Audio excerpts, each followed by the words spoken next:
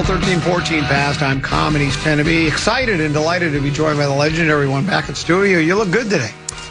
Thanks. Well, you do. You look good. Well, You looked a little tuckered yesterday. That surgery takes a lot out of a person. It does. The knee replacement. Yes, yeah. For those who haven't heard for the 90th time. Yeah, it does. I mean, it saps you of your energy. And, right now you asked me how I'm doing. I went, well, I'm a little winded because I haven't been able to do my cardio because I can't get on an elliptical yet and pedal away and do the sorts of things I'm used to doing 3 days a week. Could you hyperventilate into a brown paper bag? Maybe I might need one, yeah. But otherwise, yeah. I mean, I'm driving around. I went and did my podcast today with Lavelle, and that was fun. And how'd that go? That went well. Great. Yeah, we kind of covered a gamut. We just everything from the 3M Open to World Cup soccer, Twins, all the major sports, links, talked about all of them. So, yeah, it was fun. Just a little recap of what's happening in Lavelle's mind. And then, driving over here, and it just feels great. And you take it for, you don't take it for granted. Just the little things we do every single day. And when you don't have them, man, it's like, I can't. And when you get them back, you appreciate it more. I mean, Little B's even nice. She got me a cup of water. She did? Oh. Yeah. Maybe you should milk this thing a little longer. I was thinking about it because that StreamYard thing is pretty sweet when you're sitting in your couch at home. We talked about it. That's why Tenneby. I've talked with Abbott about it, with Tenneby, that we're thinking you're going to milk it as long as you can. But then yesterday, you surprised me. You said, well, it's great and all that, but I'm getting stir crazy here in the house. I want to get out of the house, and so that's why you did. Well, this weather being so nice, I don't want to miss all the summer. I haven't left the office for a little bit. I was trying to get a sense on when we might be out there for training camp. I know he's working on that schedule right now, but that's to be determined. But so I wanted to get back for that as well. It's, you got to establish goals in your mind, and that's why you blood, sweat, and tears, and just kind of work through the exercises to get back to being your old self a little bit. But yeah, a little tuckered, but I'm okay. It's good to be here. I hope the Twins don't waste another really nice performance by Taj Mahal Bradley. Yeah, they are. He's gone 70. Well, it's only 1-0. It's not over. No. Oh, you sound like you've given up on the game. Well, it's the eighth inning. I mean, they don't have a lot of outs left. Well, it's okay. It's only 1-0. 7 innings, 2 hits, 1 of the runs earned, 3 walks, 5 strikeouts. He's been a real. You would have to update me. We got him in a trade for one of our relief pitchers last year. Was that the Griffin Jacks trade? Was that the one? Yeah. And he's been a real pleasant surprise. I mean, I don't have his season-long stats in front of me. I just recall, and maybe I only remember the best starts. I know he had a rough one the last time. He got knocked around pretty good. He did the last outing. But other than that, it seems as though he gives the team that 5, 6, 7 innings quality, keeps them in a game, wins games. And when you got a Joe Ryan, he's had some trouble in his 2 starts ago. But my point is he's been a real pleasant surprise. And after the win yesterday, there was talk. You get your hopes up a little bit, go to the All-Star break, 1 game under 500, a couple games out of first. You were already, locked in for a wild card spot at that point. Of course, it's a long way to go, but if the season would have ended, you'd have been a wild card. Then you lose 4 of your first 5. You win last night. Nice comeback. They're down 3-1. They rally. Right. They get some nice production again from the top of their lineup with Larnach and Brooks Lee. They both have real good games at the plate, and you win the game. Then today you get Taj Bradley out there, but now you great pitching performance, but they can't score any runs today. No, they got runners on. At least they got a couple runners on in the 8th inning. I know Lavelle mentioned to me that he thought that Joe Ryan would be pushed back a little bit in the rotation after giving up 6 home runs the other night in that mess of a game where he was just pitching batting practice basically. And I don't know, because he pitched. Remember, it's like all that controversy about. Well, he pitched on Saturday, then he pitched an inning in the All-Star game. They brought him back, and I don't know if anyone was using that as a reason, but they come home and have a pretty favorable schedule this weekend. But that's easier said than done. It'd be nice to get out of this one and find a way to win this one this afternoon. But they're struggling. The absolute pitcher's duel between Taj Bradley and who's pitching for Cleveland. I think it's Williams. Now they got a relief pitcher, and he had 11 strikeouts. I thought it was Sudden Sam McDowell. God. Remember Sudden Sam McDowell? He was one of my favorite pitchers, left-hander, wild to a fault. And I remember talking to Tony Oliva about facing him. Because Tony he'd have this great way of he'd hold his right hand up for time, and he'd take his left foot and dig in and dig in and dig in the back of the batter's box, and daring the pitcher to say, "Okay, you're not going to brush me back." He said basically the only pitcher he didn't do that with was Sam McDowell. McDowell would throw one over the batter's head up the netting where the foul balls would go, and next thing he'd strike somebody out. But you'd never get comfortable in the batter's box. And Sudden Sam McDowell, what a great nickname! Sudden Sam McDowell was on there. Who would you like better, Sudden Sam McDowell or Bob Feller? Talking about Cleveland pitching. Well, I never saw Bob Feller pitch, obviously, but I know of him, though. Well, of course. But I mean, I just having seen Sam McDowell, I mean, he was fun to watch. Most people would say Bob Feller, of course, is the greatest pitcher in Cleveland history. You could make a case for Corey Kluber, but you could. You could. He was very good. He was. Well, he won 2 Cy Young awards. You can't knock it. Yeah, I mean, no. He did win 2 Cy Young. Didn't. No. But I'm not arguing with I was a big Addie Joss guy. Who? What do you mean, who? Who? Addie Joss. Who? Who's on first? What? Not your ball Just guy. making names up. No, now. I'm not. Google him. Where did he pitch? The 30s? A dead ball era, yeah. Well, still, it was an era. He pitched. Thought you were going to go with Milt Pappas. 9 seasons. You know what his ERA was over 9 seasons? No idea. 1.89. Wow. Dead ball era. You throw an underhand? You go ahead. Dismiss Addie Joss. Yeah, I will. One of his relatives are listening. Sure they are. You just pull these names out of a hat. Something like that. Grandma, why is Mark Rosen making fun of Addie Joss? So we'll see, and there was a piece in the Fish Wrap Factory yesterday about if the Twins become sellers or buyers, whatever the case may be. And the Jeffers and Ryan came up, and then so did Larnach. And I understand. The point of the article was we got the Jenkins kid who you're in love with. You love the kid. Your 2 favorite players in baseball are the kid for Kansas City, Bobby Witt, and then Walker Jenkins and Luke Kershaw. Yeah. Oh, by the way, the Twins just tied it up, so shame on me for doubting I know them. that's just I don't know what does it say? Do you have the box score in front of you? How did they do it? Roden got a single to center. Lewis scored, and Kershaw went to second, so they tied it up. The Roden guy, there was part of that story. We got Walker Jenkins, we got Roden, and another guy. It's an embarrassment of riches in the outfield, and because Larnach is rated a little below average defensively, and he doesn't hit for as much power as you'd like with a corner outfielder, that you might want to. Well, he's been really good this year for the club. He has. I don't know why. Just because the idea that beggar. There's an old saying I just made up. Beggars can't be choosers. It's not like we're just so deep that we can just. Guy's been playing really well for us, but you know what? It's sort of like, I'm not going to compare him to Darnold, but it was, he's earned his right for free agency. Interesting you say that, because one part of my discussion with Lavelle today was about, he feels like Ryan Jeffers is as good as gone. He'll be a free agent at the end of this year. But the discussion about some of those young players we've heard a lot about that are in St. Paul, Culpeppers, and my guy, Walker Jenkins, and I hadn't thought about this point, that if, they put down those guys or one of them on the major league roster, and indeed, there's a lockout next year, whether it happens maybe at the beginning of the year or I would assume that's when it would happen. Those guys aren't eligible to play. If you keep them in St. Paul, obviously they can play because they're not going to be locked out. The minor league teams. Oh, okay. So that's going to be that game that you have to play as well. If you put them on the major league roster, then if there's a lockout, they're frozen out. They can't play ball next year with the rest of those guys. So it'll be an interesting, that's sort of a built-in excuse for the Twins not to bring some of these younger players up, that a lot of them aren't up already. But so we'll see how that all shakes out. Hopefully that cooler heads will prevail.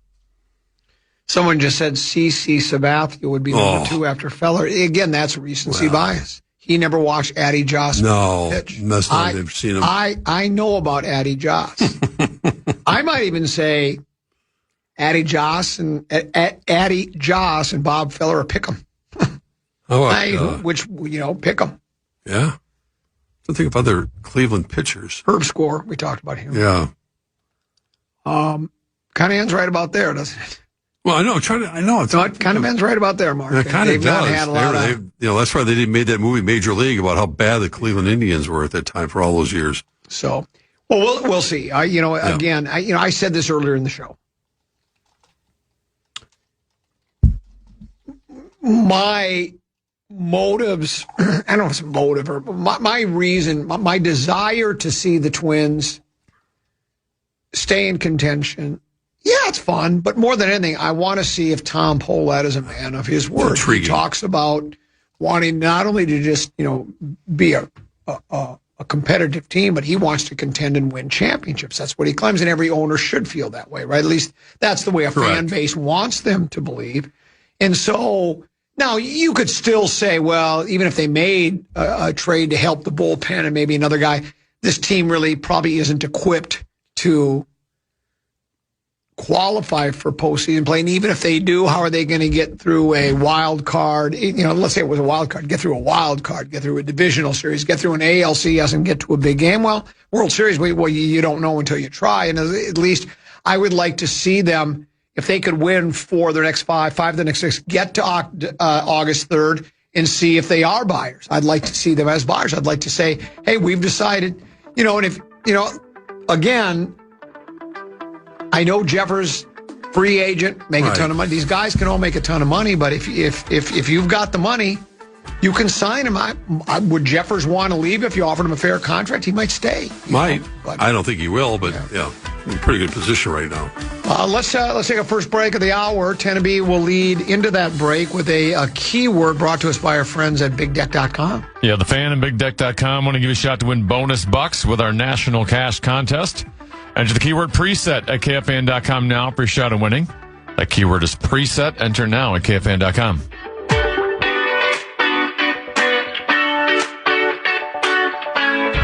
You're listening to The Common Man. Well, you guys taught me what's...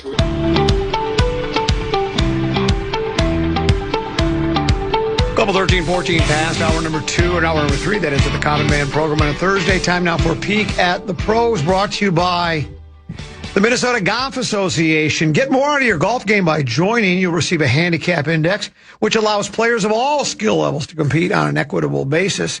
Post scores, track stats. You can access course GPS and enhance your rounds with the free USGA mobile app. And really one of the best features, they've been doing it for several years now. Junior golfers can play for just $5 through Youth on Course at 150 courses statewide. Membership is for everyone. Players of all abilities. Get more out of your game. Join today. mngolf.org/membership. mngolf.org/membership. And St. Thomas Academy's own Muzzy Donahue on pace to shoot 72. He played off of T1 today. He's played one hole. He teed off a 201. Tenneby makes par on the par 4 first hole. And not a challenging first hole. What I like about the TPC Twin City watching a tournament and also at when they do Hazeltine, is I know every hole. I've played both those courses enough that I know. I mean, I can't tell you, the exact yardage of each hole, especially where they're playing them. They're playing a lot longer than when I played there. But I know what one looks like. I know two's got the forced carry over the water. I think, though, are they playing it as a par 71 or 72? Yes, 71. 71. Does that mean, do they play 3 as a par 4? Hole number 3 as a par 4? I mean, 3 as a par 4. Yeah. How many yards are playing 500 what? Does it say? Don't know. I was just looking at one of their scores. But anyway, so they will play that one as a. Oh, here we go. 501. 501. So playing as 501, that's a par 5.5 for me. But so Muzzy gets off to a nice start, and that's great. I was talking to a friend of mine today. In fact, I was Ping Guy, and I said, "Guy, I hope he plays well." You have this fear that because it's such a big deal that all of a sudden he goes out there and shoots 85. You just worry about it because I'd like to see the kid do well. I mean, I'm not tight with him, but, had a chance to interview him on the radio, did the Dunkers thing with him. He, reasonable doubt for reasonable fees. Boy, Atticus won the Brimsick trophy as the best goaltender in hockey when he played for St. Thomas, and Muzzy was his backup. So there's this connection here and there. Right. So, and it's a Minnesota kid. We know how we like one of us, and you kind of wonder. I mean, he's only played in one other PGA event, and that was a PGA Americas event. He's not done any Corn Ferry, hasn't done any PGA. So you get the invite, and you're confident in your skills, but all of a sudden you look around. I mean, you're just sitting there, and you're going, Look at doing. Look at the build out. Look at the stands. Look at the golf. Look at the players. Even though they don't have, they have a handful of the top 25 players, but still these are guys that all have tour cards for what he's aspiring to do. So off to a nice start, and that's good. Tanneby, what does the rest of the leaderboard look like at TPC Twin Cities for the 3M Open? Scheffler a shot back still, or is that? So Emilio, he was tied for a little bit there, but Emiliano Grillo birdies 18 to get back to 7 under. So he actually bogeyed 16 and 17 to go down to 6 under, but then birdies 18. So Grillo is your leader, 7 under 64. You have 4 at 6 under: Scotty Scheffler, Lucas Glover, Michael Brennan, and Kevin Roy. 2 at 5 under: Denny McCarthy and Chandler Phillips. And obviously you have a bunch of golfers, including, as you just mentioned, Muzzy, who have just teed off. So still a lot that are still early in their rounds. Yeah, Scheffler teed off early this morning and looking 7:39, I think. Yeah, and they said the crowds, the gallery was you'd normally expect to see on a Sunday. This is obviously Scheffler's first appearance in Minnesota, first appearance at TPC, and our golf crazy fans were out there. Well, and no disrespect to the rest of the field, but had there been a Rory McIlroy and a DeChambeau and the John Rahms of the world, the bigger names, they wouldn't have all been around Scheffler. There still would have been a large contingent for sure. But when he's, the number one player in the world, I think we talked about this yesterday. He was brought up in one of the fish wraps. I think maybe both East and West had it, where they talked about how the number one player in the world has only played a tournament in Minnesota like 5 different times, and that was, Koepka was here for a 3M Open when he was number one in the world.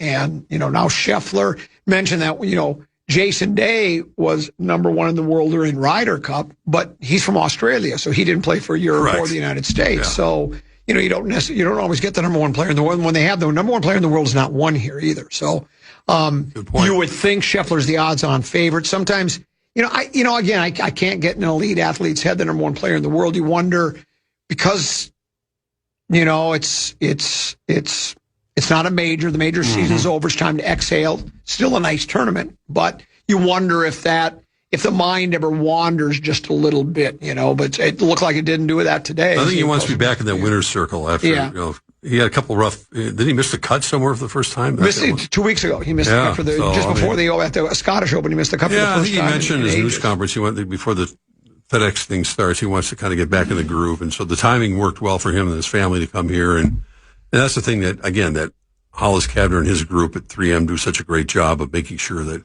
listen, Scheffler was done, by noon today, basically. So they can go relax, have a meal, and then, they got family time. They go to a nice restaurant. Maybe they go to the Mall of America. You never know. They got plenty of activities for these players. And the Chamber of Commerce has to be pretty happy because you couldn't ask for better weather right now. I know it's going to really heat up over the weekend. Saturday and Sunday look like we're talking 90s again here in the Twin City area. But, these guys are used to that.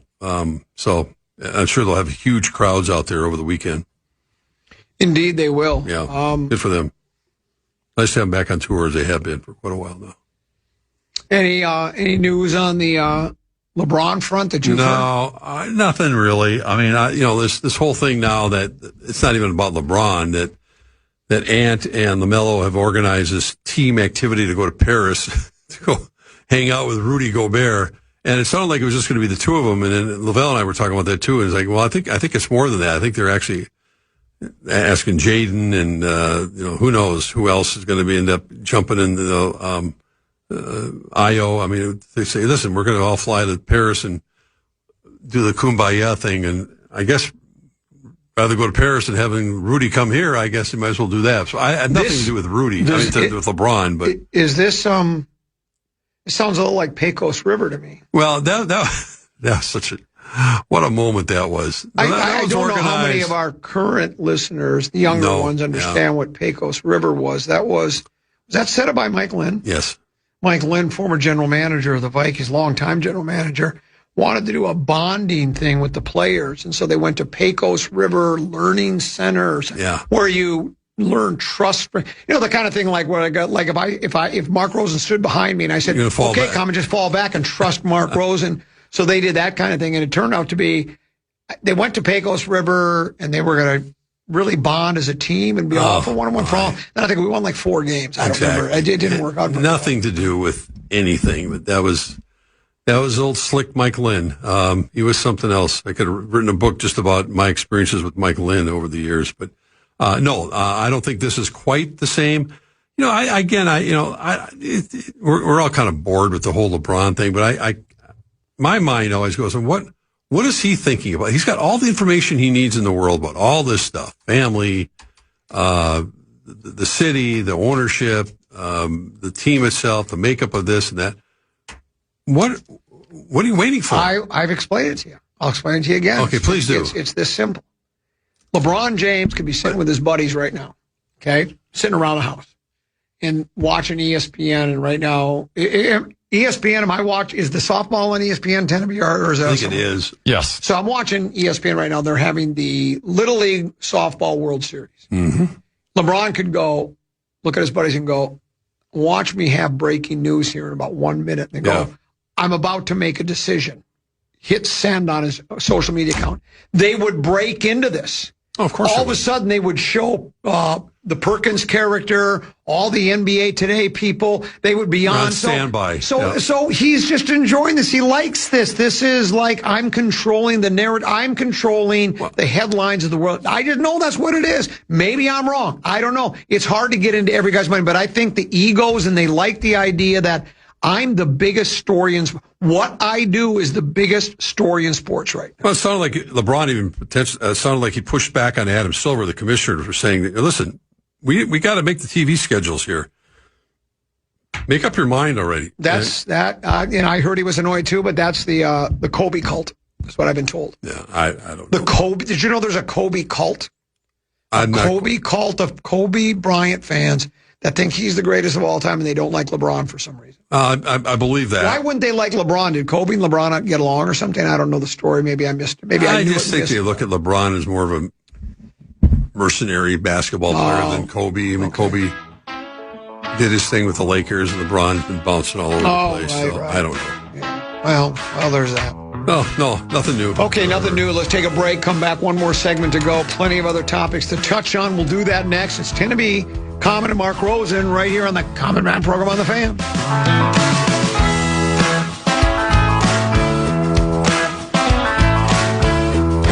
He's the pride of St. Louis Park. Just ask him. It's Mark.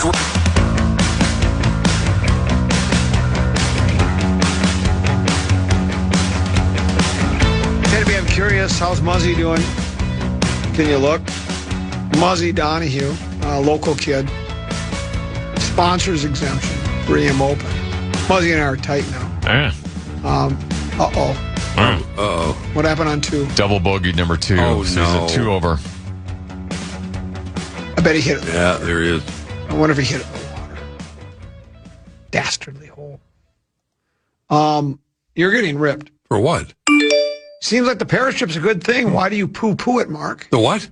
Well, Aunt said, hey, let's go to Paris and talk to Rudy. I didn't poo it at all. You kind of did. You kind of No. I said, tried. no, I You made it sound like what a waste of time. No, I said rather, I think it'd be much better to go to Paris and have Rudy come here. I mean, that's a better trip.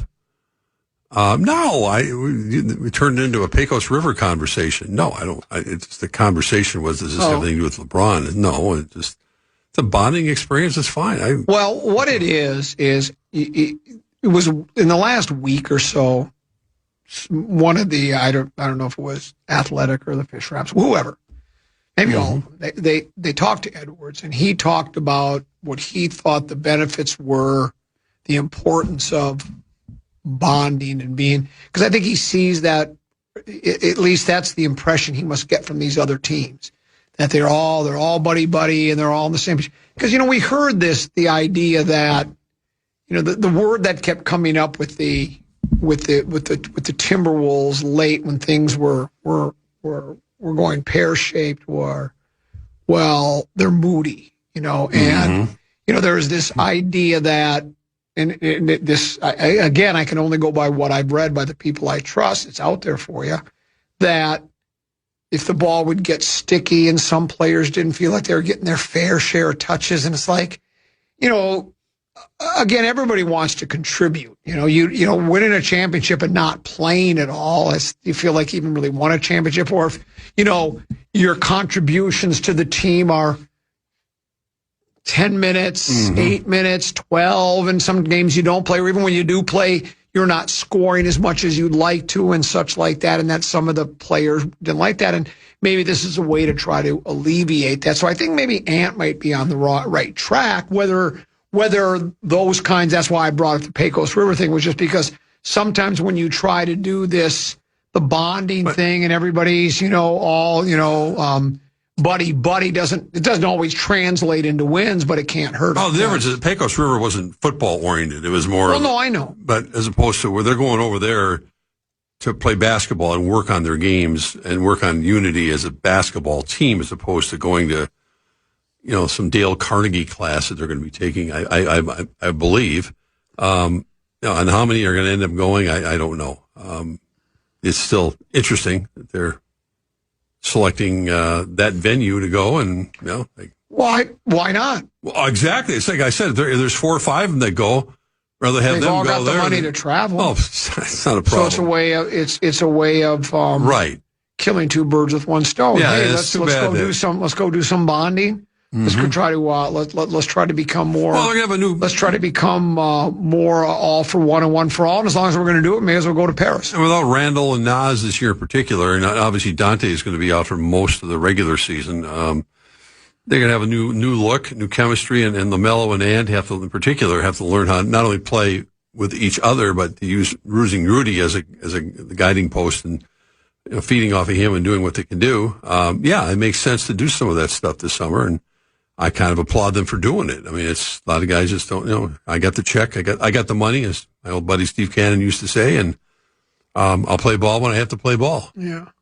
Well, again, it doesn't guarantee anything, though. That's my point. No. There's nothing wrong with doing it, but it's not like, wow. Yeah. Now we got it all figured out. I mean, we see it when you have non-mandatory OTAs or non-mandatory mini camps. So there's always a handful where you don't have to be there, and then we always make a big deal of it. You know what?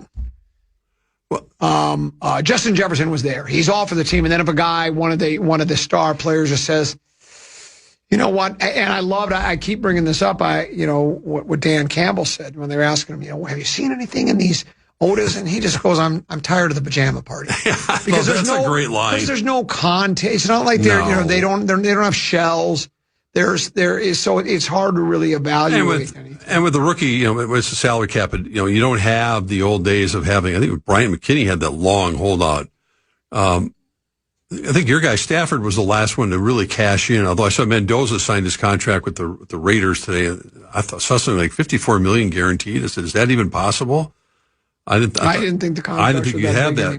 I don't know how they make that happen. But anyway, you don't have those holdouts anymore. What are you saying about the $54 million guaranteed? I don't know. I think it was on 57. Yeah, I didn't think they made contract. That, yeah. I saw something just flash up on the screen. It was on the screen, then off the screen. By the time I looked, it was gone. So I don't know. He signed his deal with the Raiders today. I saw something about 54 that. Check it out. Maybe I'm mistaken about that. I'm sure it's right. I mean, the number 1 overall pick. Yeah, but still it's cheaper than it used to be. Yeah, it is cheaper. Oh, that's over 4 years, probably. Yeah. I was a little surprised because I thought it was even lower than that. I thought they were dumbing it way down, but maybe that's about right. This one says, so Rosie can go to Italy for a few weeks, but some NBA players can't go to France to see their teammate? Come on, Rosie. I didn't say that. No, I thought you did. No, I didn't. Well, the listener thought you did. No. I could go to Italy for a couple of weeks. Twins get out of a jam in the ninth. There was 2 on, 2 out. There was 2 on and nobody on. Guardians got a couple of base runners, but we got out of it. So we got bonus baseball. So we got that extra. Still got the old start the inning and the guy in second base. No, now they start them with the bases loaded. They do. Bases loaded. And the guy at the plate has a 3-0 count. Wow. That's the way they start it. Pretty easy to score there. Yeah, they'll have the extra. You guys are spoiling it for me because the TV's delayed from when you guys Is it really? see it I on can't your... believe you're watching that and you're not watching the Northwest Region Championship Little League World Series. Well, if it was a fight, they'd stop it. Washington's all over Idaho, 11-2. So this one's pretty much Twins and Guardians have combined for 7 hits today through 9 innings. That's good. So you're kind of game. Yeah, it's kind of like, it's baseball. Yeah. And I know it's pitching because of Taj Bradley. You saw the numbers. Did you ever find out who's pitching for Cleveland? And if they still... I mean, Taj Bradley's gone now. Williams had 11 strikeouts, 2 hits in 7 innings, and they've gone through 3 relief pitchers now. No, that can always be just bad at bats too. It's not just because there's 2, not many hits and there's goose eggs up on the board. But usually it's because the pitcher's got something going. Oh. Usually he's hitting his spots. Now you're getting ripped again. Now Rosen is dissing Dale Carnegie. What's wrong with self-improvement, Mark? They didn't name the world's most famous concert hall after him for nothing. That's what they named it after? Yeah, Carnegie Hall. Carnegie Hall. Never thought of that. Named it after Dale Carnegie. Yeah. No, I just, the Pecos River thing was a whole different animal. It wasn't quite Dale Carnegie, I'm not ripping Dale. Well, it was just an idea. I mean, let me guess. Yeah. Had they won the big game, would you have dismissed it? They would have gone back every year. Well, and you would have thought, what a great idea. That's what you would have said, but it's easier. You'd rather pile. I can't remember what year that was. What year was that? 91, I think, 92. No, it was before Denny, wasn't it? Oh, yeah. Yeah, Denny wasn't the coach. I know. Was Bernsey the coach? I remember. Bernsey would have just hated it. Going to Pecos River. It's crazy to think about. Oh. I was close with 1990. It says the Minnesota Vikings Pecos River trip refers to a notorious 1990 corporate team building retreat. Mm-hmm. Seeking to cure severe locker room turmoil. Then maybe we should try that here at the Fan. People think we all get along. They have no idea the turmoil behind the scenes. Abbott will come up with something like Seeking to cure severe locker room turmoil. Then General Manager Mike Lynn took the team to Larry Wilson's Pecos River Learning Center near Santa Fe, New Mexico, for mental exercises and wilderness ropes courses instead of football practice. The goal of the 1990 Wilderness Minicamp was to foster team unity and bring the squad together. It was largely an attempt to diffuse a fractured locker room that had been struggling with ownership disputes and losing records. As noted by the New York Times, with their well-documented off-season trip to the Pecos River, in New Mexico to find team unity behind them, didn't really work out that way for the Purple. Topped only by Les Steckel's Ironman contest to open up training camp in 1984. Despite the corporate retreat, focusing heavily on mental, not physical preparation, the experiment failed to solve the team's underlying issues. The Vikings finished the 1990 NFL season with a losing 7-10 record, and they were in last place. Oops. Story went on, as reported by Silicon Valley Business Journal, and I still have a prescription. I didn't know that. To the Silicon Valley. Okay. Don't you? I just love the Silicon Valley Business Journal. Mike Lynn, then general manager of the NFL team, took his players and coaches to Wilson's facility before the 1990 season for rope courses and other team-building exercises, but the Vikings still couldn't find the harmony and success that Lynn sought. Well, you can't blame a guy for trying. No. Nothing else seemed to work. Who could have imagined if rope climbing didn't lead to better tackling? I don't know. What are you thinking? Well, my guess is he thought there was a fractured locker room. It had nothing to do with X's and O's and, blocking and tackling and catching and passing and throwing. Oh, my God. Those were the real police blotter days, too, for the Vikings.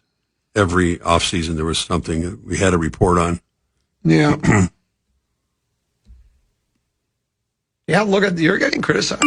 Today, just call Mark Rotten Rosen. He's ripping everything beyond belief. You've been real negative today. Anything. It sounds like you were ripping Pecos River. It didn't work out. I'm not ripping the Twins. Well, you basically said, it's over now. You said it was over when they were down, when it was 1-1. I said they haven't scored any runs. I was just stating a fact. I wasn't ripping them. I'll leave that for you. Passport guy, once again, wants World Cup talk again. World Cup. He wants World Cup talk. What are we going to talk about? Passport guy's a big World Cup guy. He loves soccer. Well, it's great. It was a fabulous event here in the States, but it's been over for a week now. You know how they always do the after they have the NFL draft, then they'll like a day later do. Let's take a look at a mock draft for the next season. Of course. Why don't we start breaking down the next World Cup in 4 years? 4 years from now? All right, I'll go with... I'm going to say... I'll go Spain. I'm going to go Spain, Argentina, Spain, who are the France. Other? France, and England. I think those four are going to be. Good choice. Look, I can break these things down. Is Messi going to be back for Argentina, though? Spain's got the young kid. Yeah. No, I think he's 19 years old.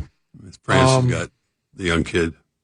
I don't think so, but you never know. That guy's a modern miracle of science, I guess.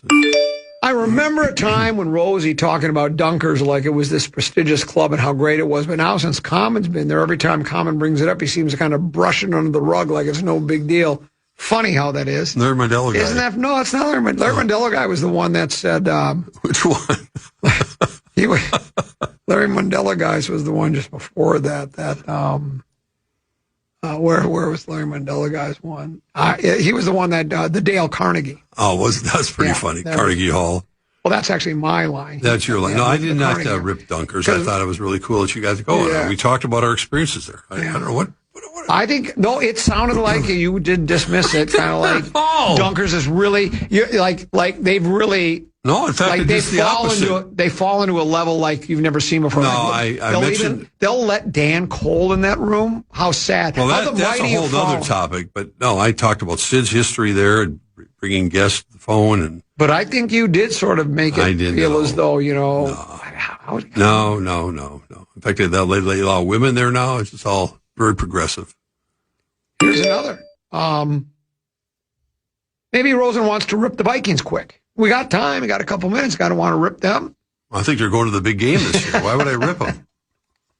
I think Carson Wentz is the best quarterback on the roster. Did someone say that today? No, but I guess PA had a lot of PSTs. He said that if Carson Wentz started the first 6 games, the Vikings would go 5-1. That's what he said. Huh? And apparently even Lieber couldn't go along with that because Lieber's got some Ducky and Bunny in him now. And you know what that is? Like, I'm a psychologist.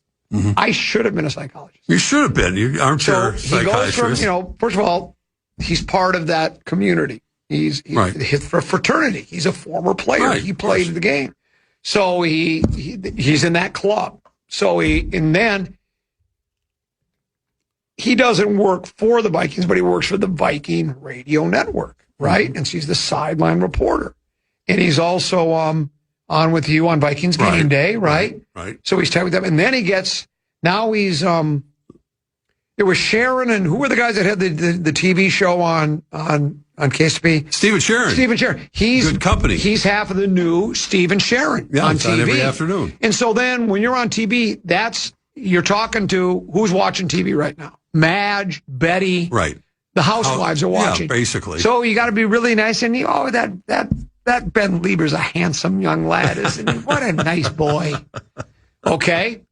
And so what's your point about the Vikings? Well, so he's got a Ducky and Bunny it up for the Vikings because it's like I've told you my theory about this before.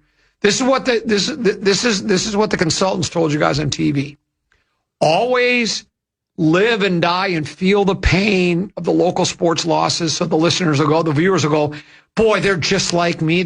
So when Frank and Amelia would come back from a break and the Vikings lost, they'd come back from the break to go to sports and they'd have this, well, Mark, kind of tough today for this almost somber tone, and you go, yeah, it was sort of bad news. They're just going, what a terrible team in a terrible city. Funny, I'd never have a consultant tell me that. Yeah. All the years I had a consultant. No, I know Mark, it's the dirty little secret of TV, the consultant thing. We all know it. I used to get ripped for being too hard on the Vikings from people. Really? Oh, God, yes. You? Huh? I had Tim Irwin, who was a starting tackle, literally want to tear my throat out after the first section of the show I did with him because the first play I showed of our highlight package was him getting beat for a quarterback sack. He goes, why'd you have to show that? Because it happened. It was a big play. It was like 3rd and whatever, and it happened in the game. Well, he's a guest of yours. Too bad. You just basically rubbed his nose in it. No, I mean. Well, that's nice, huh, Tenny? Had Millard get mad at me in the locker room. Nice if you invite him to your place. Yeah, invite him in, and then all of a sudden, watch this. Nah. Does it out of the goodness of his heart. Yeah. He got paid for it. Those guests got good feedback. I never got paid. No, that's when we stopped paying people. We got. Oh, that's why. That's why you were on instead of Tim Irwin. Starting with Ahmad Rashad, that's when it all changed. So that was why I was on instead of Tim Irwin. Ahmad got about $50,000 a year. It's sort of like when Craig Warren, the master professional Minnesota Golf Hall of Famer and co-host for Tee to Green, he said, I teach my elite players how to breathe properly. And I go, well, you never taught me to breathe properly. So you never paid me. All those other guys. No, not anymore. No. They were all cashing big fat stacks. For a while CBS, they were. That WCCO provided cash. That ended. Then it just came out of the goodness of my heart to have, based on relationships, to get the people. And I got a $10 coupon for Panakukenhoos. Nothing wrong with that. You did get one? No, I never did. That's a Barrero one. Barrero likes saying Panakukenhoos. Oh, so I just wanted to, just in case he was listening, though he doesn't, he likes to keep his mind clear. I know he does. He doesn't listen to this garbage. No, I don't blame him. No. Why haven't you started doing a Rosen Sports Sunday? You can stream it. You can do it on YouTube. Do it on StreamYard? Yeah. You could do it on StreamYard? Do it for my Bring it back. place. I might be able to. Would you be a guest? We could dissect it. How much if you can pay me that $50,000 a year like a mom? I can get some sponsors. If I can get a Panakukenhoos gift certificate. Yeah. Well, I can line up some sponsors that are sponsoring my podcast right now. Maybe we can get a couple. Why did Bud call him Ahmad? Because he asked him once, how do you pronounce your name? And Bud claims Ahmad. Bud claims that Ahmad told him Ahmad. So from then on, Bud called him Ahmad. I never, ever, all the years I spent with him, never heard him say Ahmad. That's what once. I heard Bud call him that all the time. Yeah. He did. That's because Bud was, not going to change his ways. Well, for years, Tennessee called him Granlund. Yeah. Wasn't his name. It was Granlund. It was Granlund. Yeah. That'll happen. I also said Rossi when it was Rossi. Yeah, it was Rossi. These hockey players change their names all the time. See, Patrick Kane's going back to the Blackhawks, speaking of hockey. And then, isn't your name pronounced Rosen? Rosen. Yeah, Rosen. Rosen Sports Sunday. Got to roll that R. Yeah. Oh, man. Those are the days where please tell me Muzzy recovered on number 3. Did he make a par, birdie? From relook at the scores here. So he goes par, double. I know he rinsed it. You know what the coolest thing is on your phone, you can go to the PGA website and do this tour track, and then you can watch, and they don't show the live. Right.